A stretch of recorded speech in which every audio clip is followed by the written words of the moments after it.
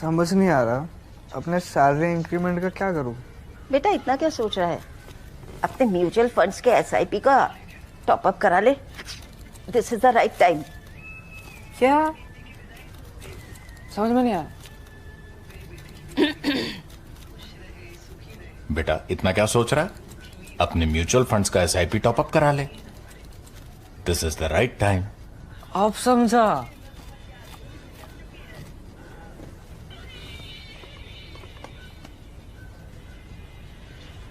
Mutual fund investments are subject to market risks. Read all scheme-related documents carefully.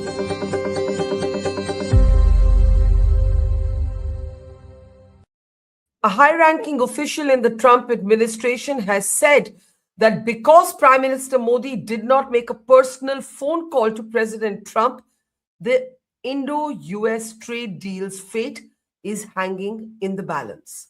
After Trump's attack on Venezuela and his threatened attack on a series of other countries, including an invasion possibly or a takeover of Greenland, intervention in Iran, and interventions in Mexico, Colombia, Cuba, the question must be asked, in Trump's age and in a changing world order, how should India respond?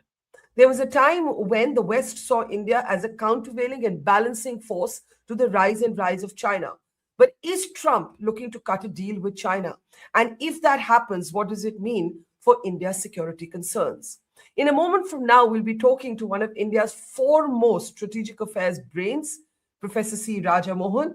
He's also, of course, the author of a new book that looks at India and the rebalancing of Asia.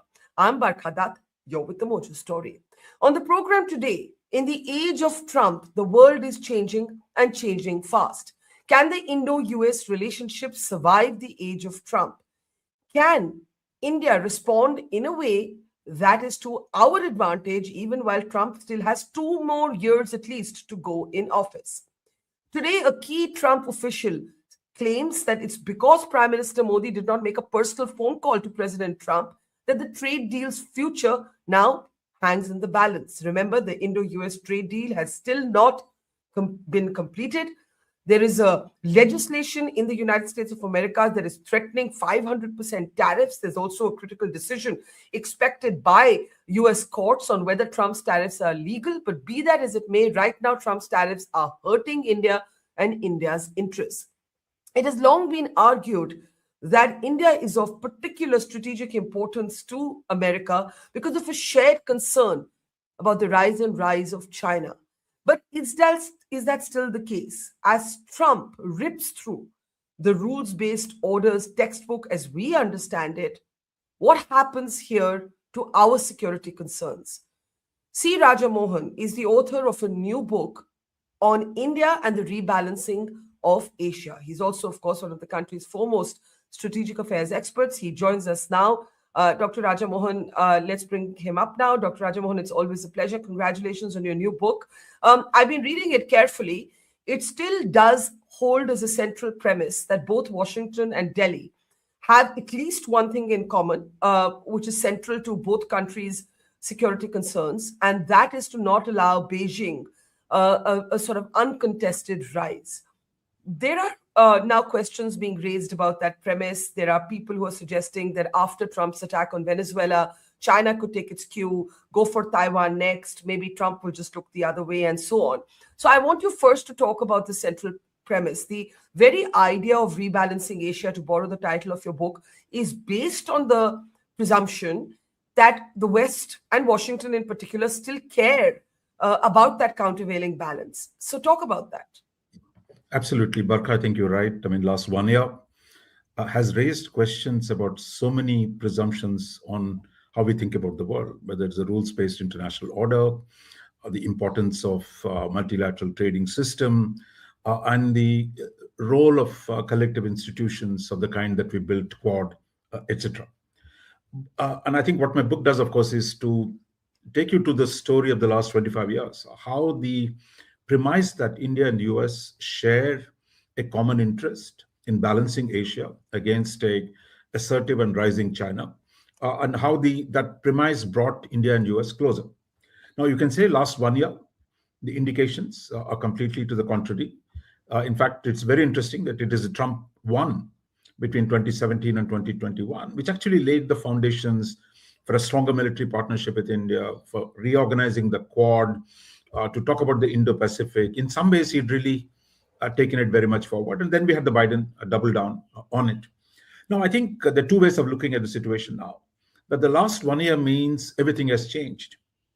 And that the US and China are going to do a G2, which is... And has everything changed? According to you, has everything changed? My sense is the fundamental contradiction between a rising power China, which challenges American dominance, that contradiction between the two has not disappeared. What we're seeing today, I think, Trump feels so powerful, that the US is so strong, that it can actually engage with Russia and China on its own terms, and that he can actually ignore everybody else. But my sense is reality will come calling. My sense is Trump, for all its deference to Xi Jinping in recent years, has not stopped arming Taiwan, has not stopped from putting sanctions. So if I was sitting in Beijing, I'm not going to believe that Trump is going to be my friend. So for India, I think it is a time to hold your horses, keep your head down, and to make up for the uncertainty in the external environment, to make yourself strong, hoping that in the situations that are going to come, we'll be in a better position to play the balancing game in Asia. So a lot of questions, but let's start with the latest development from the world of news, which is, America now saying that because Modi did not make a personal phone call to Donald Trump, that's what made the difference between the trade deal going through and not going through. Just going to play out this comment by Howard Lutnick and come right back. Take a look. Tracks and set the whole deal up. But let's be clear. It's his deal. Yeah. Okay. He's the closer. He does the deal. So I said, you got to have Modi. It's all set up. You have to have Modi call the president. And they were uncomfortable doing it. So Modi didn't call. Wow. So that Friday left. The middle of the next week, we did Indonesia, the Philippines, right? Vietnam. We announced a whole bunch of deals. Malaysia in that period. So we did these whole bunch of deals. So that's like... That's staircase. And they were and because we negotiated them and assumed India was going to be done before them, I had negotiated them at a higher rate. So now the problem is the deals came out at a higher rate. Right. And then India calls back and says, oh, okay, we're ready. I said, ready for what? Now, Raja, what this actually raises is the question over whether foreign policy is institutional anymore, or it's completely driven by an individual. And the reason I'm asking you this is your book argues that you believe, and you're still optimistic, that relations between India and the United States will outlast whatever bumps in the road that the two countries are experiencing at this moment. But when you actually have a high-ranking official in the Trump administration saying that the trade deal fell through because the Prime Minister did not make a personal phone call, what you're really talking about, and this is happening after Operation Sindoor, and in both cases, it's been about a slighted ego. What you're really talking about is less institutional collisions and more individual whims. How does India's foreign policy, tackle that? Look, I think this is extraordinarily, a different moment in the United States. The US had a deep and wide system of internal consultation, the whole bureaucratic process of how they relate to the rest of the world and how policies get made.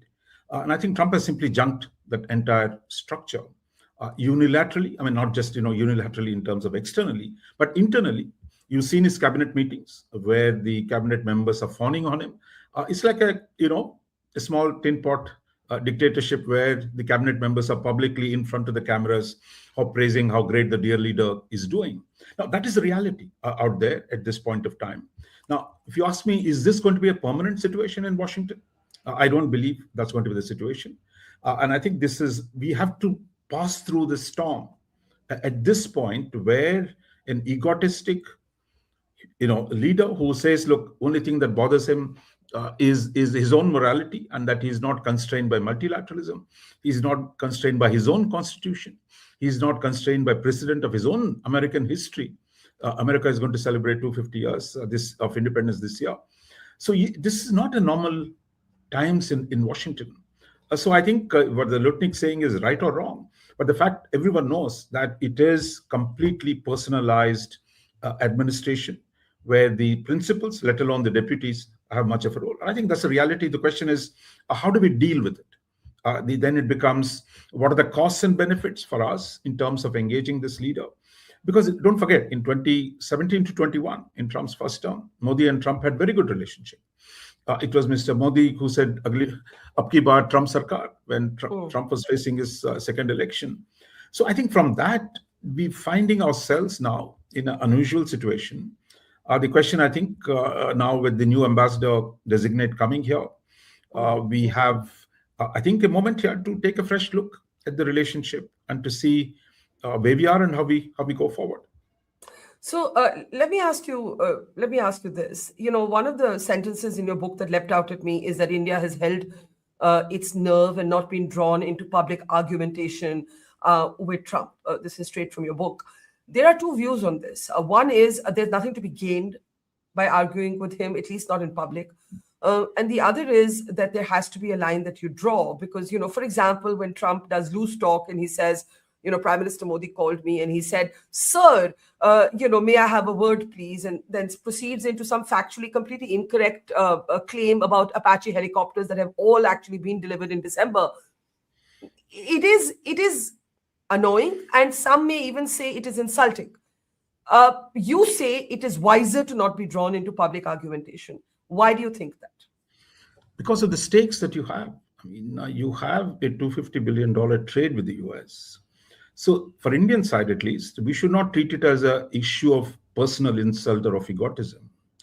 That what happens in the trade relationship with the US affects your shrimp farmers from Andhra Pradesh, your textile workers from Tamil Nadu, your diamond workers from Surat. So there are real people with real interests that are out there who get affected by this. And we have actually, if we're talking about a 500% tariff. So I think the stakes are very high for Indian people. So I think we got to keep that in mind. In the end, leadership is not a personal quarrel, however much Trump might make it. The rest of the world, and I think we got to take this. What are our long-term interests? How do we manage this very difficult situation where the personalized administration, how do we deal with it? I think so far we've held our patience. We've tried to be responsible. But my sense is if it goes on, you're right, if it keeps going on for another few months where the tariffs remain or we're going to get more tariffs, I think it's going to be very, very difficult for PM Modi to say, look, we'll just turn our back on this or go back to the Indian style of passive resistance. You're not yielding ground on the actual negotiation. But you're not, succumbing to him, but you're also not defying him. So I think this is one way of thinking about it. But my sense is we have a moment here next few weeks, whether we take a call and say, look, what is at stake? How do we make sure that 25 years of investment we made in this relationship is not burnt on the question of egotism? Yeah. Let's come to this rebalancing of Asia that is the central theme of your book. You talk about India as the balancer. India can be a balancer only if that remains intrinsic to Washington's philosophy. We can't be a balancer on our own right now. It would be a question of capacity, and we may not have that capacity to, on our own, be the great balancer of Asia. So let's start with the Quad. At some point, you draw the difference between, Trump and Biden on the Quad, and how Trump in his first term may have hoped for a kind of military-style alliance for the Quad to be, for example, like Asia's NATO. India has, of course, never agreed ever to be part of any military alliance, and that remained the case. But do you think there's merit that there was some military cooperation between India and the US in terms of sort of the maritime exercises and so on?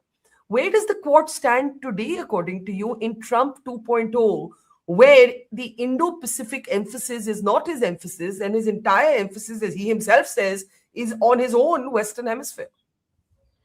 Look, I think, where we are is first two parts to it. I mean, I think one is the larger question of balance. Second is the question of the Quad. I think on the question of balance, I mean, I might say, look, it is India's karma to balance China.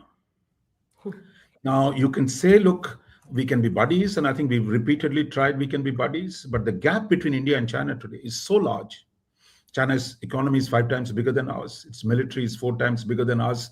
And we have this unsettled boundary of nearly 3,500 kilometers long. So in that reality, the question is, if America is not with us, that problem of balancing China doesn't disappear. No, if the US is not going to be a partner, we have to find other ways of balancing China. If you go back to in the past, Americans and the Chinese were on the same side. We used to complain, but we turned to Russia to balance US and China. In fact, India was much weaker then. So I think we got to wait for the circumstances to play out rather than simply saying if the US leaves us, we're just going to disappear. We don't. I think we are a large country. We have large problems as well. If the US works with us, it's fine. But the US does not work. The question then becomes, how do we find ways of balancing China? And I think what we've seen in the last 6 months is really the focus on internal reform, that you cannot simply depend on American support to balance China. Therefore, you're trying to improve your business environment. You're trying to draw more investments. You're trying to open up your technology sector. You're emphasizing defense self-reliance. I think these need to be accelerated and wait for a positive environment to emerge externally. But till then, the more you do for yourself at home, your ability to play the uncertain game outside will get better. In terms of Quad, again, I would say we should wait to see whether they want to play it or not. But I think what we've seen happen in the last 6 months again is India is improving its ties with Japan, with Australia. So it's not just we that are being, shall we say, dissed around by Trump. Japan had to pay $550 billion to keep the relationship. South Korea had to pay $300 billion to keep the relationship. So I think the US pushing around everyone, countries of US allies. So we're not an ally. See how it treats Europe, or how it treats Britain, how it's treating Japan. So my sense is, unintendedly, this opens up space for India to work with other US allies, either bilaterally or trilaterally.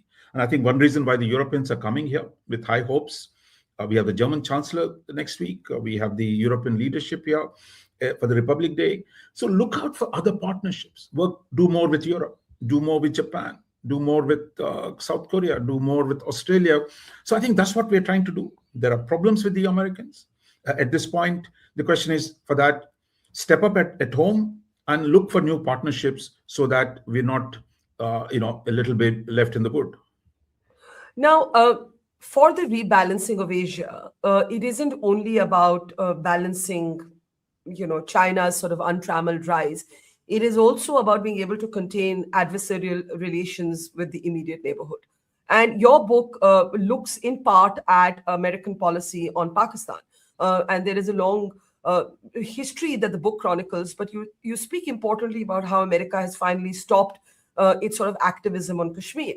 And you recount the time that Trump stood, quote unquote, solidly behind New Delhi.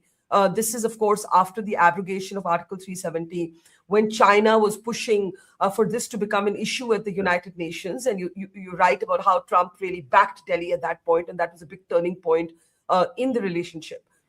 But let's talk about today, when everything is very transactional in Trump 2.0, when, as you said, he's even mocking his own allies. There is a certain sort of cozying up that the Pakistanis have managed with Trump, whether by paying their way through lobbying firms. We now have the details of those filings, or for other reasons. Today, how does that stand? Today, is there a concern that Washington, under this Trump administration, could revive that activism, or is Trump not interested in all that at all? Look, I think in terms of pure structural facts, I think there is certainly Trump is playing with his favorite field marshal, and they want various things to be taken from Pakistan, whether it is the mining, so-called rare earths or other materials from Pakistan, oil. But I think if you look back at the US relationship with Pakistan under Ayub Khan in the 60s, you had General Ziaul Haq, you have Musharraf in the 2000s, which you have covered him so extensively. compared to the state of the relationship between US and Pakistan at the time, what we're having is really pretty limited. Or what have we seen in the last 1 year? I mean, I think there's a lot of talk about friendship. In fact, he's demanding that Pakistan send troops to disarm Hamas in Gaza. He's saying, I'll take your natural resources. He says, I'm going to give you maybe a little bit of military assistance, but it is not the kind of relationship that we saw, say, during Musharraf's time when Pakistan was the frontline state in the war on terror. Today, that's not the situation. A second thing that has changed is today, India's economy is 10 times bigger than Pakistan's. So I think Pakistan gets a goat, but I think we should not end up, self-hyphenating ourselves with Pakistan. That we've seen worse between US and Pakistan in the past. So I think we should let this, as long as we get our own relationship with the US in order, I don't see Pakistan creating, that Pakistan relationship with the US is going to fundamentally alter the equation in South Asia. But I would really worry the day Pakistan grows at 6%. I think that's fair. Yeah. Today, they're barely growing at 3%. The population is growing faster. Pakistan, like Iran, is one of the few countries in the world where the per capita income of people in Pakistan has gone down in the last 20 years. So I think it's really, we must make sure that we manage Pakistan. We take the leadership in the region. That is the one way of keeping Americans and the Chinese out. So I would say not to get rattled by what's happening between them. But I think we've seen phases in which India itself has taken leadership of the region. And I think that's what we need to do. Since you mentioned Iran, I must talk about what's happening in Iran. We are seeing massive protests. There is some sense that this could be an inflection point. It could lead to the fall of this regime. Trump has gone on record to say that if the protesters are harmed, he will make an intervention. There are all kinds of implications, for the entire region and the entire world, given that Iran is linked directly to what happens in the Middle East or West Asia, as we call it. How do you see the impact of Iran and what happens next on a rebalanced Asia? Yeah. But I must tell something personal here. I mean, I think I saw the earlier Iranian revolution, 78, 79. We were all students in JNU, and I think we used to get all the Iranian students from all over the country to come and protest in Delhi against the Shah of Iran. There were leftists, socialists, Islamists, you name it, Democrats, a whole bunch of people who brought a revolution in Iran in 78, 79. What they got at the end of it was the Democrats of the revolution were crushed. You had a religious nationalist regime that took over. Essentially clerics or mullahs who chose to rule that country and put down the rest of the society. So I think one thing is to see everything through anti-American terms, America versus Iran. Another is to see the kind of regimes that have treated their people so badly. I think the Islamic Republic has been a disastrous government internally for the people of Iran. It's also been one that has tried to destabilize the region, whether it's the Gulf Arab states, whether it is across the Middle East, saying they're going to be more Arab than the Arabs. They're going to be more Islamic than most Islamic countries. And I think it's been a disastrous regime. Now, I think we don't have to be government or doing diplomacy with Iran. But as objectively, I think this Islamic Republic is today very unpopular with its own people. So I don't think Iranian people we should be shedding a tear for the Islamic Republic. Now, the question then becomes, there is internal anger, there's a revolution happening. And the question is how the rest of the world takes advantage of it, which is where I think we got to be prepared for more fundamental changes within Iran. Because ideally for us, a democratic, secular Iran next door would be a powerful force for fighting many of the dangerous tendencies that we've seen since the launch of the Islamic Republic. 79, when Islamic Republic, Iran, Khomeini took over, it has affected the whole region. It has legitimized radical Islam.